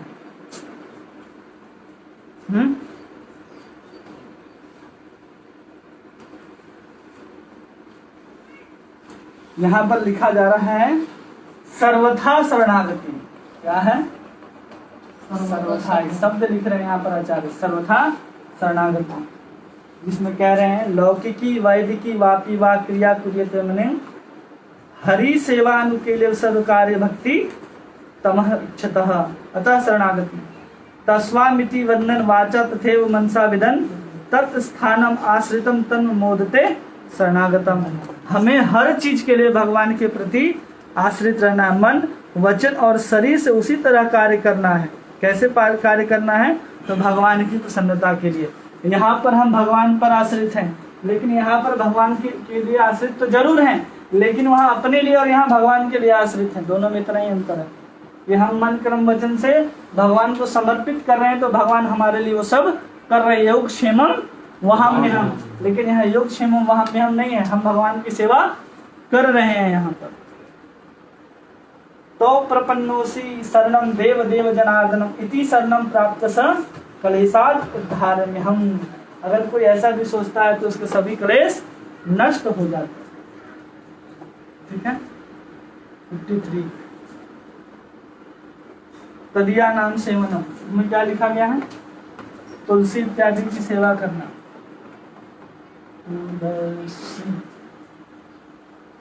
सेवा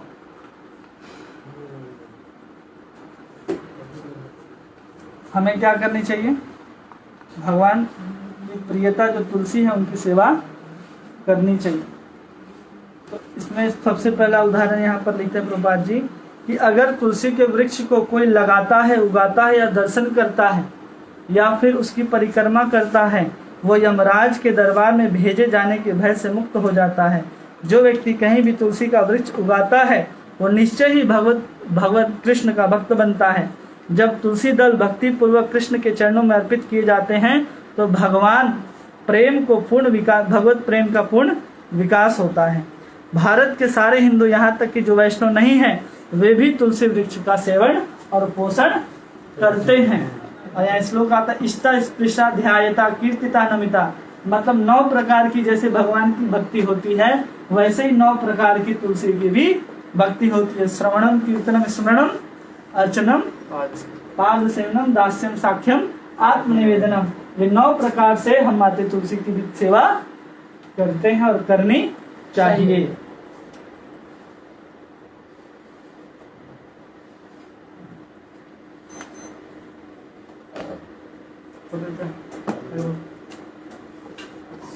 तो ये हम लोगों ने 53 कर लिया। अब केवल मुख्य 5 अंग होंगे आगे, जिसको हम लोग आज शाम में 4 से 5 देखेंगे, और फिर 12वां अध्याय जिसमें बताया गया है दिव्य अंग, और आगे 13वां अध्याय भक्ति की पात्रता, उसको शुरू करेंगे, जिससे हम लोग कल से रागानुगा भक्ति भाव भक्ति को देख सकें।